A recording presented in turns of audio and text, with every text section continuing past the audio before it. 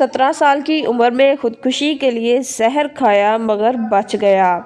قائلین: حضرت جی کے درس موبائل، میموری کارڈ، نیٹ وغیرہ پر سننے سے لاکھوں کی زندگیاں بدل رہی ہیں۔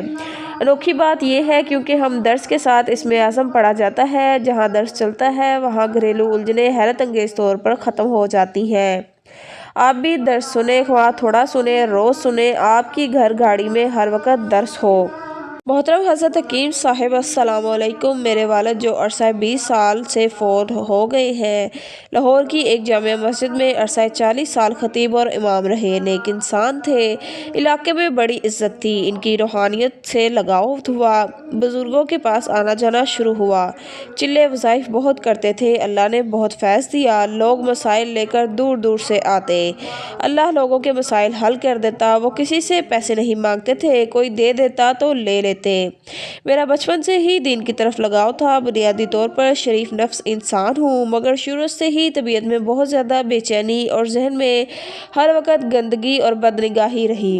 بچپن سے نمازیں درود پڑھتا رہتا مگر ذہن گندا رہتا۔ نہ چاہتے ہوئے بھی طبیعت میں بے چینی بڑھتی گئی، دل میں عجیب سی اداسی میوس تھی۔ 17 سال کی عمر میں خودکشی کرنے کے لیے زہر کھا لیا۔ زندگی بچ گئی۔ کافی عرصہ اذیت میں رہ کر ٹھیک ہو گیا، مگر طبیعت میں بے چینی بڑھتی گئی۔ روزگار کا مسئلہ ہمیشہ رہا۔ کچھ عرصہ کوئی کام کرتا، دل دماغ کے ساتھ نہیں دیتے تھے، چھوڑ دیتا، جس کی وجہ سے گھر میں غربت بڑھتی گئی، حالات بدتر ہوتے گئے۔ میں خاموش رہنے لگا۔ نماز پڑھنے میں باقاعدگی ہونے لگی۔ اسی دوران میری شادی وٹے سٹے کی کر دی گئی۔ کچھ بیوی سخت طبیعت، کچھ میرے روزگار کے مسائل، کچھ وٹے سٹے کی وجہ سے گھر میں لڑائی جھگڑے بڑھ گئے، حالات بدتر ہوتے گئے۔ ڈپریشن کا مریض بن گیا۔ ادویات کھاتا مگر کوئی فائدہ نہ ہوتا۔ عرصہ 15 سال دوائی کھاتا رہا۔ غریب ہونے کی وجہ سے کوئی مجھے منہ نہ لگاتا۔ غلیظ وسوسہ کا دیو مجھ پر غالب ہوتا گیا۔ اسے جان چھڑانا میرے بس میں نہ رہا۔ اللہ سے دعائیں کرتا، اللہ کا کرم ہوا، دعاؤں سے ہی ادویات سے جان چھوٹ گئی، مگر دماغ میں گندے خیالوں کی جڑیں بڑی مضبوط ہو گئیں۔ نہیں چاہتا مگر بدنگاہی ہوتی ہے۔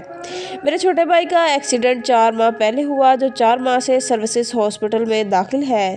پہلے آنت کا آپریشن کر کے پخانہ کی آنت کاٹ کر پیٹ پر پخانہ بیگ لگایا، پھر پھیپھڑوں میں پانی پڑ گیا، وہ سوکھ کر کانٹا بن گیا۔ بستر سے اٹھ نہیں سکتا، بھوک نہیں لگتی۔ 9 ماہ پہلے نیٹ پر مشکلات دور کرنے میں پہلے آپ کو نہیں جانتا تھا، میری خوش قسمتی سے آپ کے کچھ وظائف پڑھنا شروع کر دیے۔ آہستہ آہستہ درس سننے لگا، بڑا سکون ملا۔ آہستہ آہستہ آپ سے محبت ہونے لگی۔ درس میں ابکری رسالے کا پتہ چلا، خریدا، تسبیح خانے کا پتہ لکھا، دیکھا، آپ کو دیکھنے کی تڑپ بہت تھی۔ 2018 میں جمعرات کو تسبیح خانہ درس میں سنا، آپ سے بیعت ہو گیا، ممبر کے قریب جگہ ملی، آپ کی زیارت کرتا رہا۔ درس سے سن کر جو وظائف پڑھ رہا ہوں وہ لکھ رہا ہوں۔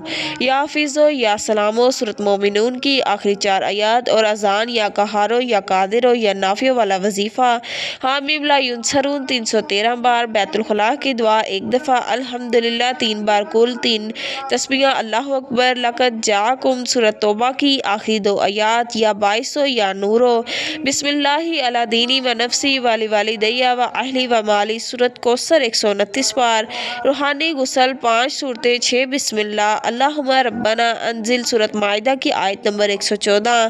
ان وظائف سے دل کو سکون ملتا ہے۔ اللہ آپ کا سایہ سدا ہم پر سلامت رکھے۔ International centre.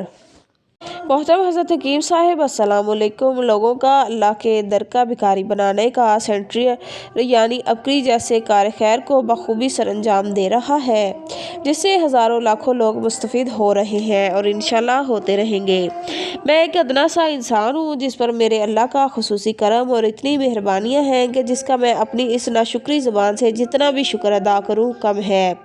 اللہ نے مجھے نبی کریم صلی اللہ علیہ وسلم کی امت میں پیدا کیا، دنیا کی ہر نعمت سے نوازا اور اس فتنے کے دور میں تسبیح خانہ سے جوڑ دیا، لیکن میں ناسمجھ، کم عقل اور نادان نے اپنے مرشد کی بتائی ہوئی باتوں کو بھول کر اس دنیا کی لذتوں میں کھو گیا۔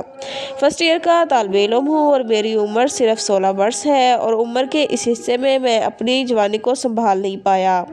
اس کم عمری میں بہت بڑی خطائیں کر بیٹھا ہوں، لیکن صرف ابکری سے جڑا ہونے کی وجہ سے میں نے اللہ کے سامنے ندامت کے آنسو بہا کر معافی مانگ لی ہے، اور آپ کے درس سننے کے بعد مجھے اس بات کا یقین ہے کہ اس رحیم اور کریم ذات نے اپنے شان کریمی سے میرے گناہوں کو بخش دیا ہوگا۔ اب اپنی روح پر لگے داغوں کو مٹانے کے لیے درس سنتا ہوں اور مسنون اعمال کرتا ہوں۔ مجھے سمجھ نہیں آتی کہ میں نفس پر کس طرح قابو پایا، کس طرح میں نے من چاہی چھوڑ کر رب چاہی اختیار کروں، میں کس طرح اپنی نظروں کی حفاظت کروں۔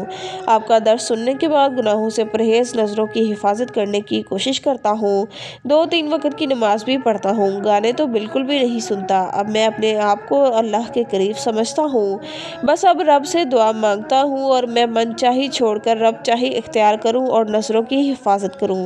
آپ کے تمام درس بہت اچھے ہوتے ہیں، ہمیں بہت کچھ سیکھنے کو ملتا ہے۔ آپ نے جو ہمیں انسانیت کا درس اور درد دیا ہے، اس سے میں بہت متاثر ہوا ہوں۔ پہلے میں اپنے لیے دعا مانگتا تھا، اب میں پوری انسانیت کے لیے مانگتا ہوں، چاہے اپنے ہوں یا غیر، دوست یا دشمن، مسلم یا غیر مسلم۔ ان کے لیے دعا مانگنے کے لیے بعد مجھے اس بات کا پکا یقین ہوتا ہے کہ اللہ میری دعا بھی ضرور قبول کرے گا، اور اللہ کرتا بھی ہے۔